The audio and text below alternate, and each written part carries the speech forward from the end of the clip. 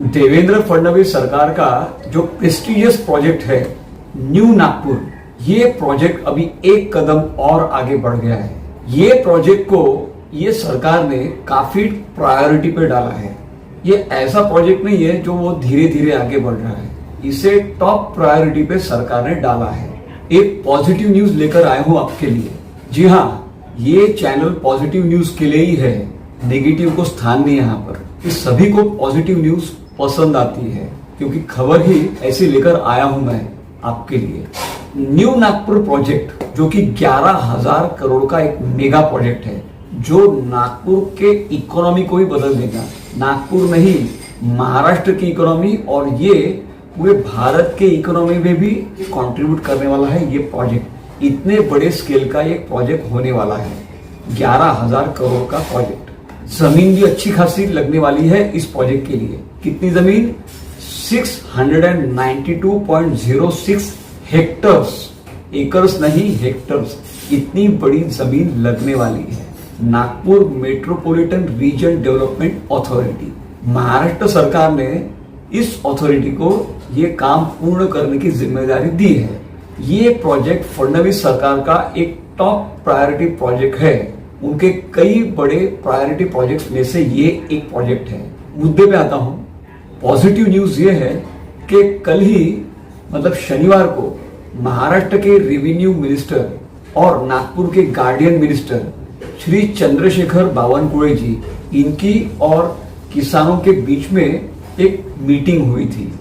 वो मीटिंग बहुत ही सक्सेसफुल हुई, पॉजिटिव नोट के ऊपर फिनिश हुई।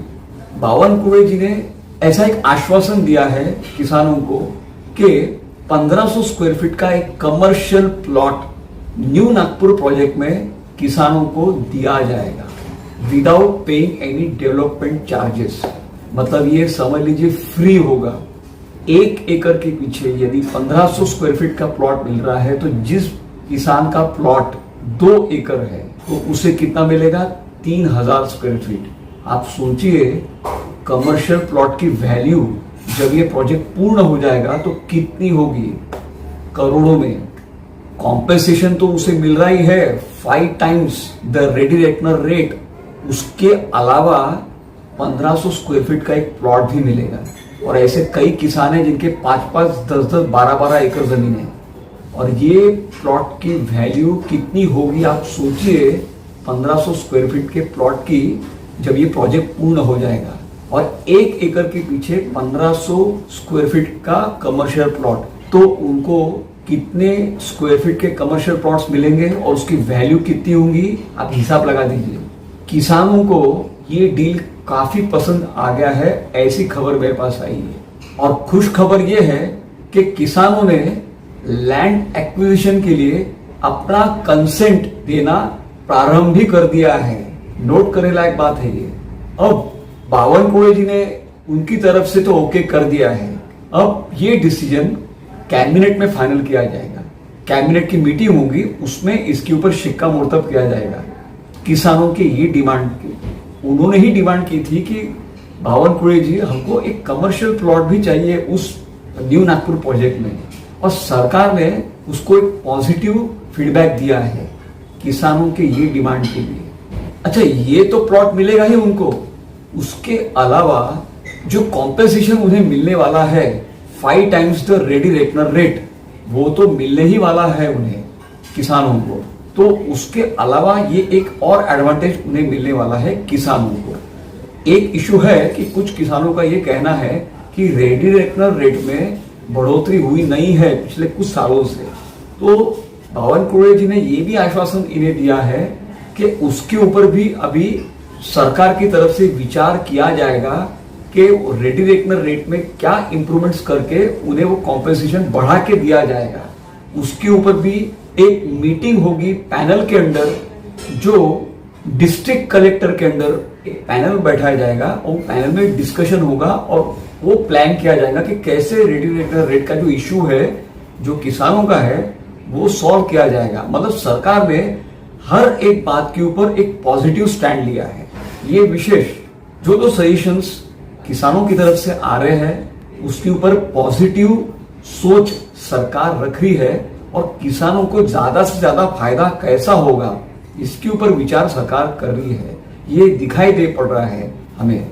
और मुझे ऐसा लगता है कि नागपुर के जो किसान है ये बहुत स्मार्ट और समझदार है, क्योंकि उन्हें भी पता है कि ये प्रोजेक्ट जब हो जाएगा तो उसके बाद में पूरा चित्र बदलने वाला है उस एरिया का। मौजा गोधनी रीठी और मौजा लाड़गांव, ये एरिया का जो चित्र है वो पूरी तरह से बदलने वाला है। ये किसानों को पता है, इसीलिए केवल विरोध करना है, प्रोजेक्ट में अड़ंगे डालना है, ये सोच नागपुर के किसानों की नहीं है। क्योंकि यहाँ के जो किसान हैं वो भी प्रो डेवलपमेंट विचारधारा वाले हैं।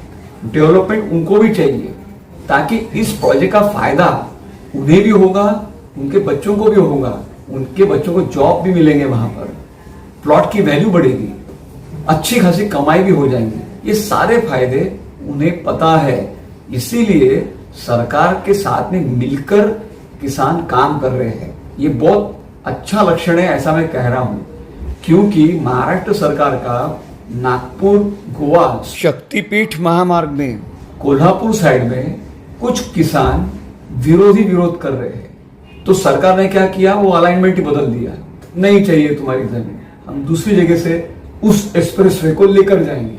अब ना कॉम्पेंसेशन मिलेगा उन्हें, ना कुछ, अब वंचित रहेंगे वे।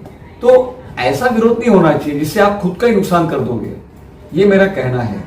उससे तो बेहतर है हमारे नागपुर के किसान बड़े ही समझदार लगते हैं और सरकार भी उनको आगे आकर फुल सपोर्ट कर रही है।